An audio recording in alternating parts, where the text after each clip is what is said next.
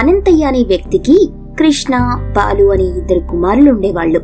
అనంతయ్యకి ఆరోగ్యం సరిగా ఉండక మంచాన పడి తన పెద్ద కొడుకైన కృష్ణతో, చూడు కృష్ణ, నా పని అయిపోయింది. ఇక నేను ఆ దేవుడి దగ్గరికి వెళ్తున్నాను. బాలుని నువ్వే జాగ్రత్తగా చూసుకో. వాడసలే అమాయకుడు. నాకున్న ఆస్తిని సమానంగా పంచుకుని తీసుకోండి అంటూ కన్నుమూశాడు. రోజులు గడిచాయి. కృష్ణ ఒకరోజు తన మనస్సులో, ఎలా అయినా మా తమ్ముడిని ఈ ఇంట్లో నుండి వెళ్ళగొట్టాలి అనుకుని తన తమ్ముడితో కావాలని గొడవ పెట్టుకుని అతన్ని బలవంతంగా ఇంటి నుండి పంపించేస్తాడు. పాపం అమాయకుడైన బాలు ఏం చెయ్యాలో అర్థం కాక ఏడ్చుకుంటూ ఒంటరిగా నడుచుకుంటూ అడవిలోకి వెళ్లిపోతాడు. అక్కడ ఒక చెరువు దగ్గర ఒంటరిగా కూర్చుని బాధపడుతూ ఉండగా ఆ చెరువు నుండి ఒక పెద్ద చేప బయటకొస్తుంది.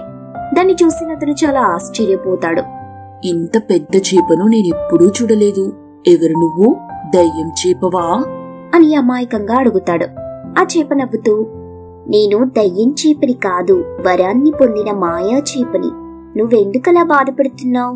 నీ బాధేంటో చెప్పు, నీ బాధని నేను తీరుస్తాను. అప్పుడతను ఏడుస్తూ జరిగిన విషయమంతా చెప్తాడు. అప్పుడా చేప, బాధపడకు, మీ అన్నయ్య డబ్బు మీద ఆశతో కావాలని నీతో గొడవ పెట్టుకుని బయటకు పంపించాడు. నిన్ను అంతకంటే ఎక్కువ ధనవంతుణ్ణి చేస్తాను. నేను నోరు పెద్దగా తెరుస్తాను. అప్పుడు నువ్వు నాలోకి ప్రవేశించు. అప్పుడు నీకంతా అర్థమవుతుంది అని చెప్పి నోటిని తెరుస్తుంది. అతను ఆ చేప చెప్పినట్టుగానే దాని లోపలికి వెళ్తాడు. లోపల బంగారం, డబ్బు చాలా ఉంటుంది. దాన్ని చూసి ఆశ్చర్యపోయి తనకు కావలసినంత బంగారం, డబ్బు తీసుకుని బయటికొస్తాడు. అప్పుడు ఆ చేప, ఈ డబ్బుతో నువ్వు ఏదైనా వ్యాపారం మొదలుపెట్టు. నువ్వు మీ అన్నయ్య కంటే గొప్ప కోటీశ్వరుడివవుతావు అని చెప్పి అక్కడి నుండి మాయమైపోతుంది. ఆ మరుసటి రోజే ఆ డబ్బుతో అతను ఒక పెద్ద హోటల్ ని ప్రారంభిస్తాడు.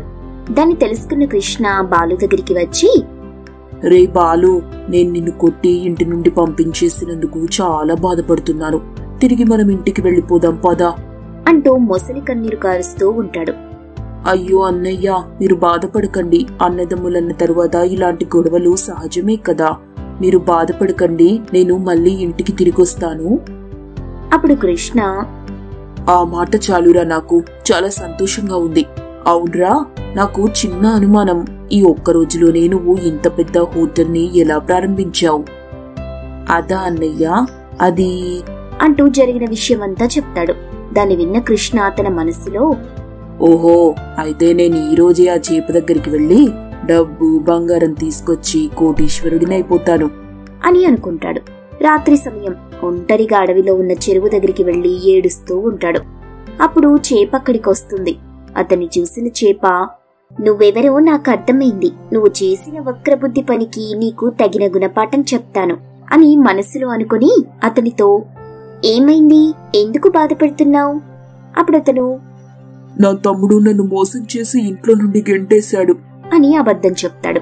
అప్పుడు ఆ చేప, బాధపడకు, నా లోపల నీకు కావలసినంత బంగారం దొరుకుతుంది అంటూ నోటిని తెరుస్తుంది. వెంటనే అతను ఆ చేప నోట్లోకి వెళ్తాడు.